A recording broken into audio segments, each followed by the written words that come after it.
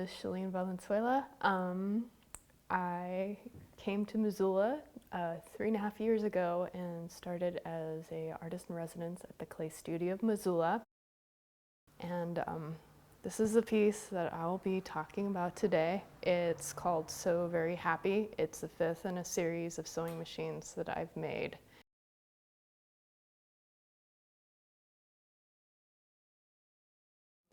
I've been playing a lot more with the trompe-l'oeil aspects of things, and trompe-l'oeil sort of translates to fooling the eye. I consider my work like it's a bit of trompe-l'oeil with a twist, because I am working with these objects that I want them to sort of, you go, wow, like that looks like a sewing machine, or that looks like a purse, or something like that. But when you come closer, you realize there's something a little different about it. And what's kind of funny sometimes is people actually going, well, oh yeah, she's the lady who paints on sewing machines, or oh, I see you make purses, or something like that, and then they don't actually realize that it's clay, which is kind of funny to me.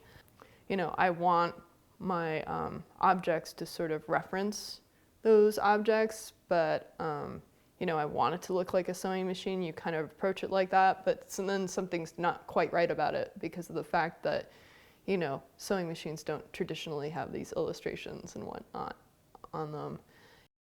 Everything is clay on here except for this little doodad that sticks up top and the needle right there. But everything else is ceramic.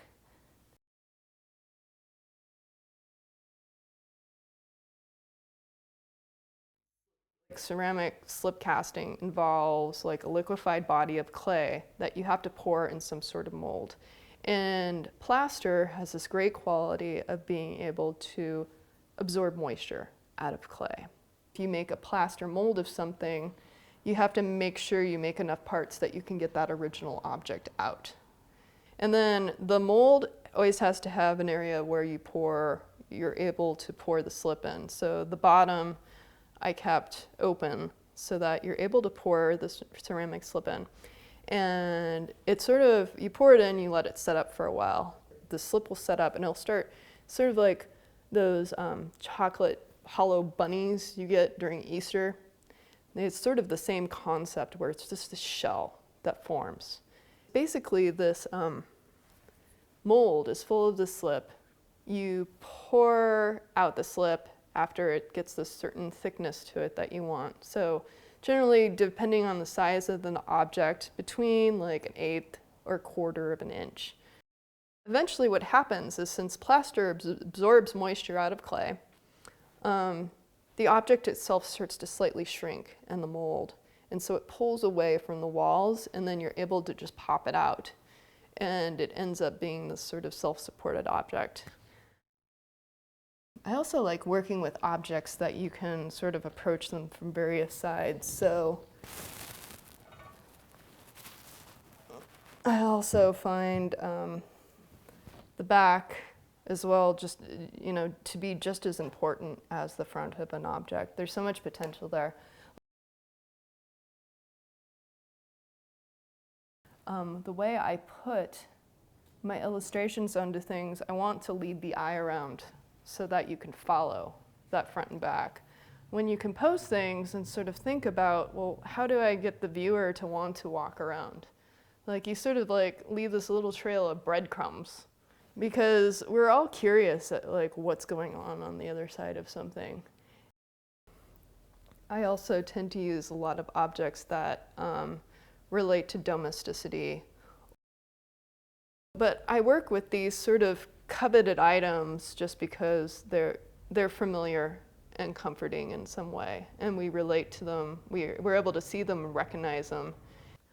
I always drew when I was little. My mother took art classes at the community college, and she, you know, and then from that day forward, I sort of had this like little role model right there to like, you know, like, oh, my mom's doing this. And when I was young, I often enjoyed like sort of sifting through old photos of family members, especially the female family members, and And then my mother would keep all her stacks of yearbooks and stuff like that in the house. So I'd sort of like look through these things constantly as a child and sort of like saw this as this idealized time.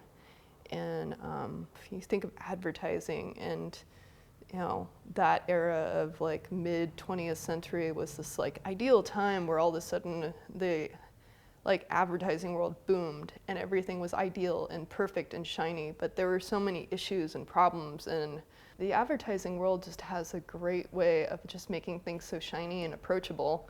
And so I like to play with a little bit of that because I like to have my things sort of use the bright colors and use these pretty little images to sort of bring you in and then like sort of reveal a like darker side of things as well.